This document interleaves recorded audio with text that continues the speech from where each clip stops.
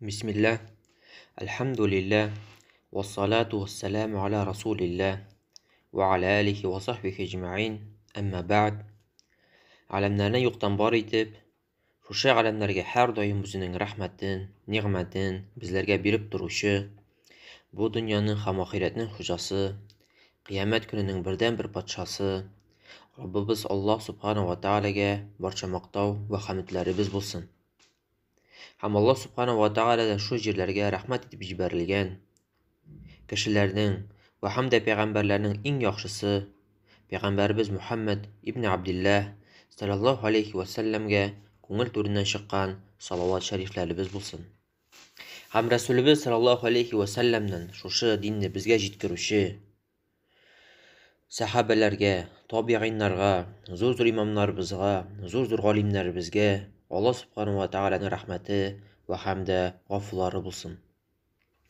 Biz Allah subhanahu wa ta'ala rahmeti bilen şuşu bik көп faydaga iya bulgan kitapны devam etebez. Aның isemi iş asıl. Hem ol etkenimçe kişkine gene kitapçık bulup tura. Kitap da tugul. Әмма анда bik көп faydalar, bigirek de tevhid bilen beyli, bigirek de şirk bilen beyli, şirkten yirak bulsun üçün. Hem aldan aytып ketkenimçe tevhid ol dinning asılı bulup tura. Иң mühim öğrenirge tiyişli, her bir kişiге tiyişli öğrenirge vacip bulgan әйбер bulup tura bizning dinimizde. Нишләп? Нигә без һаман шулай дип сорыйбыз? Кеше әгәр дәген тәүхидсез яши икән, яисә тәүхидсез үлеп китә икән, инде ул ислам диненең асылын аңламаган була һәм Алла сакласын, әгәр дә кеше ширк эшләп үлә икән, мәңгелек җәһәннәмгә керәчәк дидек. Һәм әйткәнебезчә, һәрбер пәйгамбәрләр шушы тәүхидкә чакырдылар. Ничек итеп Аллаһ Кур'ан-ы Кәримдә әйтә: لقد بعثنا لكل أمة رسولا أن يعبدوا الله واجتنبوا الطاغوت. Biz her bir ümmetke Resuller jiberdik. Hem onların aytkan sözleri nindi idi? Bir Allah'a gana ibadet kılığız. Hem tağutlardan yirak bulığız. Tağut degen söz Allah'tan başka ibadet kılanların barlık әйбер. Şulardan yirak bulığız. Hem bir Allah'a gana ibadet kılığız. Hem en zor hatalardan bulup dura şunday әйтем, biz tevhidni öğrendik indi. Biz anı bilebiz indi diyen söz. Şunun bilen kişi әйтәсе килә, мин аны bir тапкыр укыдым, аңладым, миңа шул җитте. Инде һаман шуның турында сөйлисез. Инде мин өйрәндем, мин беләм, миңа аны кабат өйрәнергә кирәк түгел дигән сүз. Бу иң зур шубһат дигән шубһатлар дигән китабында, Кәшф шубһат дигән китапта шунда әйтеп кителә, бу иң зур шубһатларга керә. Һәм бу шайтанның иң төп максаты булып тора. Кешене шушы тәүхидтән ерагайту, тәүхидне өйрәнүдән. Әгәр дигән инде шайтан шушы максатка иреште икән, адәм баласын шушы бер Аллаһка гыйбадәт кылудан адаштырды икән, инде ул бик зур эш эшләгән кебек итеп шатланыр. Шундыктан җәмәгать әгәр дә карап карасак, Коръән аятларына пәйгамбәрләр бик каты итеп курыкканнар ширктән. Ничек итеп Рәсүлебез саллаллаһу алейхи ва сәлләм үзенең өммәтенә әйткән, иң зуры сезгә курыкканым ул яшерен ширк дигән. Сахабалар сорагач, нәрсә соң ул яшерен ширк дигәч, ул рия дигән. Рия дигән сүз нәрсәнедер, ниндидер гыйбадәтне кеше ризалыгы өчен, яисә башка кеше разый булсын өчен эшләү. Шундыктан Рәсүл сәлләм әйткән, иң каты сезгә курыкканым шул дигән. Һәм әгәр дә карап карасак, пәйгамбәрләр Ибраһим алейһиссәлам шуның кадәр итеп ширктән курыккан. Ничек итеп ул әйтә? Я Раббым, мине һәм минем балаларымны ширктән коткар дип. Шулай итеп дугалар кылалар иде. Без әйтәбез, без тәүхидне өйрәндек, без тәүхидне беләбез дип. Шуңа күрә Ибраһим ан-Нахаи дигән галим әйтә. Карап карагыз ди. Ибраһим алейһиссәламны Аллаһ субханаһу ва тааля Куръан-ы Кәримдә Ханиф дигән. Ханиф дигән сүз инде ул бер кайчан да Аллаһка ширк китермәгән кеше. Әмма ул ди курыккан ди. Шушы ширккә батырга, үземе, яисә балаларымы ширккә батырга курка торган булган һәм Аллаһтан сорый торган булган. Аллаһ сакла мине һәм минем балаларымны шу ширктән дип. Без нәрсә дибез? Мин тәүхидне өйрәндем. Мин инде аңа батмаячакмын ширккә. Инде миңа ул җитте ди. Ибраһим алейһиссәлам курка торган булган. Шуңа Ибраһим ан-Нахаи әйтә, әгәр дә Ибраһим шулай сорагач, Ханиф була торып, безгә нәрсә кала инде? Ягъни без көн сайын, һәр даим, һәр Дұға қылған сайын шушы ширк Алла Subhanahu Wa Ta'ala безне сакласын дип, ягъни дұға кылырга тиешбез. Һәм шулай Рәсүлебез саллаллаһу алейхи ва саллям үзенең сахабаларына өйрәтте шу дұгага. Менә без аны һәрберебездәген ятларга тиешбез, өйрәнергә тиешбез. Нинди дұга ул? Аллаһумма инни а'уду бика ан ушрика бика ва ана а'лам ва астагфирука лима ла а'лам. Я Раббым, мин сиңа сыйынам белеп кыла торган ширктән. Һәм гафу сорыйм, әгәр дәген белмичә ниндидер ширк, ниндидер сиңа тиңдәшлек кылган булсам дигән. Шуңа күрә бу дұганы ягъни өйрәнергә кирәк. Һәм хәтта менә карап карасак, зур галимнәр шушы менә тәүхидкә бик зур әһәмият бирәләр. Хәтта шушы менә безнең үтәп торган шәрехнең Шейх Салих Худейси дигән галим, без әйткәнебезчә, ул 40 ел инде Рәсүлебез саллаллаһу алейхи ва саллям мәчетендә гыйлем бирә. Ул җәмәгать шушы менә китабы тәүхидне монда 3 асылны бирә дигән, биреп бетерә дигән, тагын шуларны яңадан ук башлый. Инде 40 ел буе туктамый җәмәгать. Шуның аркасында инде без күрәбез шушы тәүхид өйрәтүнең җимешләрен. Әлхәмдүлилләh, кешеләр ширкне яхшы таныйлар, аннан ерак торалар, тәүхидкә нык тотыналар. Шуңа күрә әгәр дәген без шуңа зур әһәмият бирәбез икән, үзебез шуны еш өйрәнәбез икән, якыннарыбызны өйрәтәбез икән, балаларыбызны өйрәтәбез икән, инде бу өйрәнүнең әлбәттә бик тәмле җимешләре булачак. Инде ул шушы тәүхидкә нык тотыну һәм инде ширктән, Аллаһка кемнедер, нәрсәнедер тиңдәшләү итүдән ерак булу. Һәм бу бик мөһим булып тора җәмәгать. Шуңа күрә без моңа бик нык әһәмият бирергә тиешбез. Һәм шулай ук менә шундый кыйсса китерелә монда, шулай ук бер галим үзенең укучыларына һәр даим шушы тәүхидне бирә торган булган.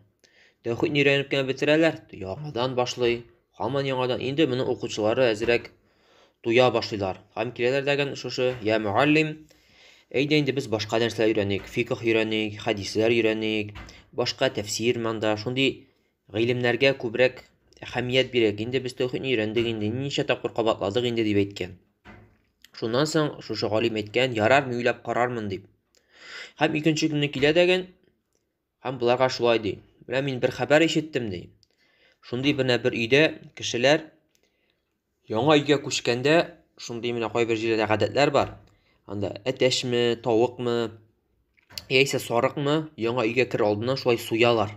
Шушы бусагасында, өйнең бусага керә торган, ишектән керә торган бусагасы янында. Аларның максатлары шушы менә өйгә җиннәр килмәсен дип, шушы җиннәр ерак булсын дип. Ягъни гади генә тел белән әйткәндә, җиннәргә курбан шалалар. Аларга яшәргә комачаламасыннар өчен, аларга өйләреннән ерак үтсеннәр өчен, әгәр дигән шушы җиннәргә курбан шалына икән, инде ширк эшләнгән була. Шуннан соң моны укучылары ишеткәч, субханаллаһ, субханаллаһ дип әйтәләр, алай эшләргә ярамый бит инде дип. Һәм галим икенче көнне тагын килеп әйтә, юк икән, теге хәбәр дөрес булмаган икән. Анда шундый хәбәр булган, бер кеше, бер малай үзенең әнисе белән зина кылган икән ди.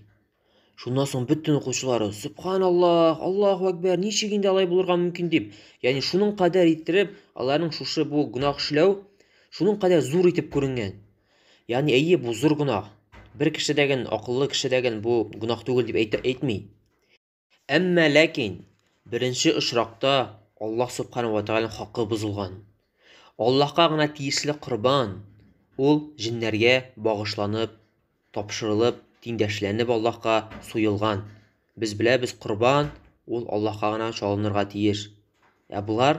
Бу кешеләр шул курбанны шалганнар шушы җиннәргә, шушы җиннәр аларның өйләреннән ерак булсын өчен, шушы өйдә рәхәт яшәсеннәр өчен дип. Ягъни шушы җиннәргә курбан шалу ул иң зур гунах, зур ширк була.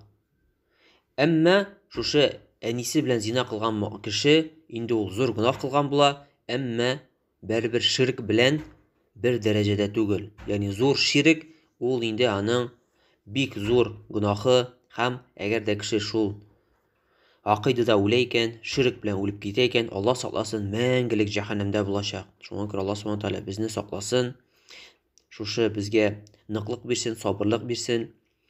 Һәм сабырлык дип әйткәндә, шулай ук кемдә кем менә шу туры юлга чакыра, бер Аллаһка гыйбадәт кылырга чакыра, әлбәттә аңа сабыр итәргә кирәк. Чөнки шайтаннар дагын аңа каршы чыгачак, кешеләр арасында да шайтаннар каршы чыгачак. Һәм менә безгә күптән түгел безнең тәүхидтән керә торган укытучы шундый бер кыйса сөйләп китте. Ул ерак барасы юк ди, менә үзем белән булган кыйсаны сөйлим ди. Минем бер яхшы укучым бар иде ди. Ул шулай укып бетереп, үзенең шушы ерактагы бер авылына кайтып китте ди. Һәм авылына кайткач, аларның авылларының урталарында бер каберлек була. Һәм кешеләр шунда, менә безнең бер изге кеше үлгән, изге кеше шунда күмелгән дип, шунда барып, аннан дугалар, куллар күтәреп дугалар сорыйлар иде. Кемдер авырып китсәме, кемнеңдер баласы булмасамы, кемдер анда ниндидер уңышлы эш башларгамы. Һәм шуның кадәр дәрәҗәгә җиткән, инде алар аңа сәҗдәләр кыла торган булганнар, корбаннар чала торган булганнар шушы кабергә.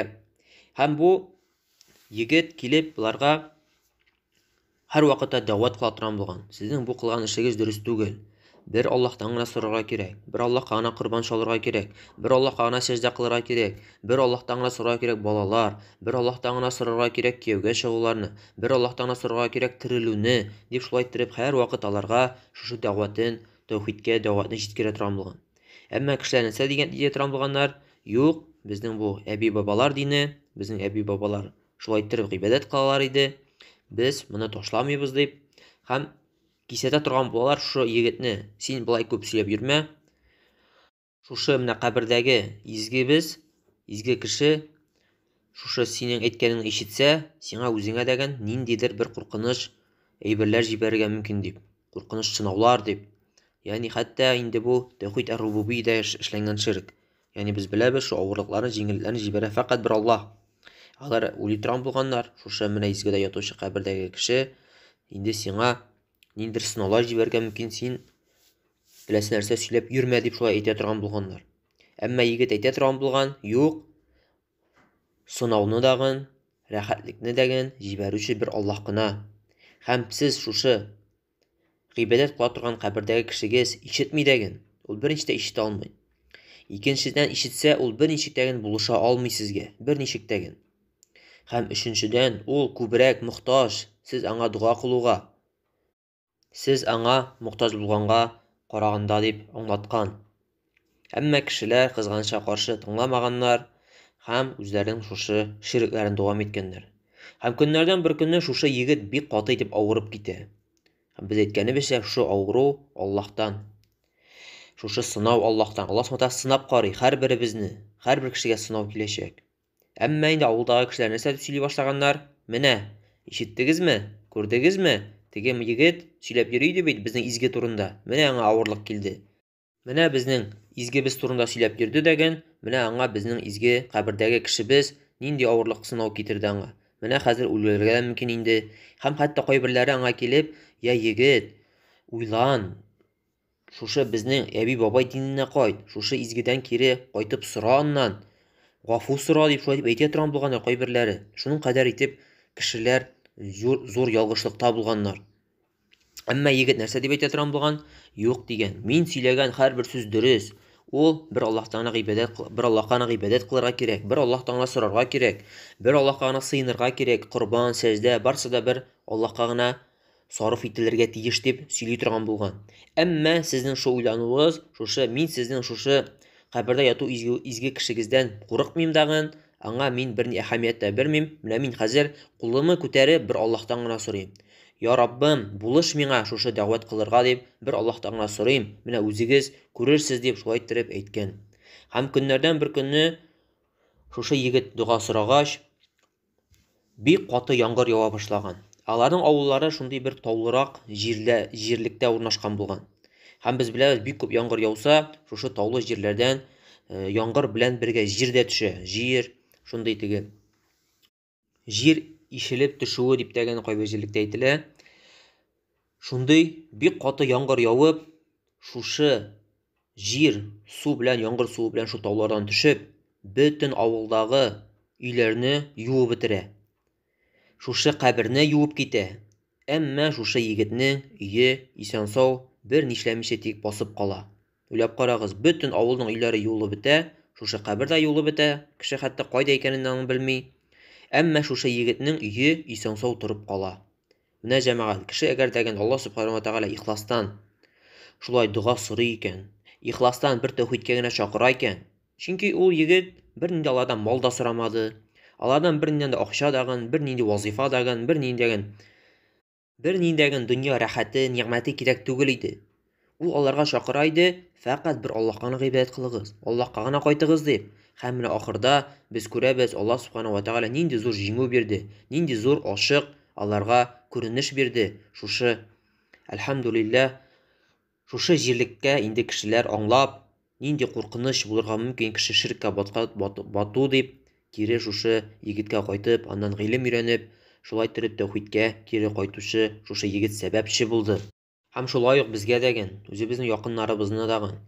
Кайберләребез үз беләбез, ырым-шырымнарга ышаналар. Кайберләребез ниндидер изге җирләргә барып, безнең бу изге җирләребез дип, анда изге чишмәләр бар дип, анда ниндидер изге каберлекләр бар дип, шунда корбаннар шалалар.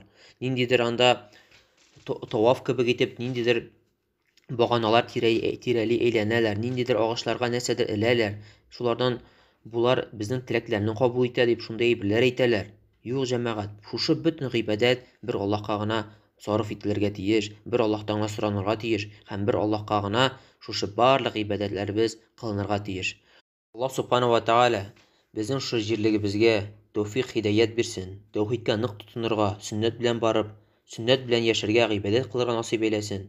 Ширк, бидгать, зур гөнаһлардан Аллаһ Субханаһу ва Тәгалә безне ерак кылсын, безнең җирлегебезне хәвеф-хәтәрләрдән сакласын. Һәм инде безнең барыбызны, безнең якташларыбызны Аллаһ Субханаһу ва Тәгалә шу тәүхидкә күндереп, хисапсыз җәннәт әһелләреннән булырга насыйп әйләсен.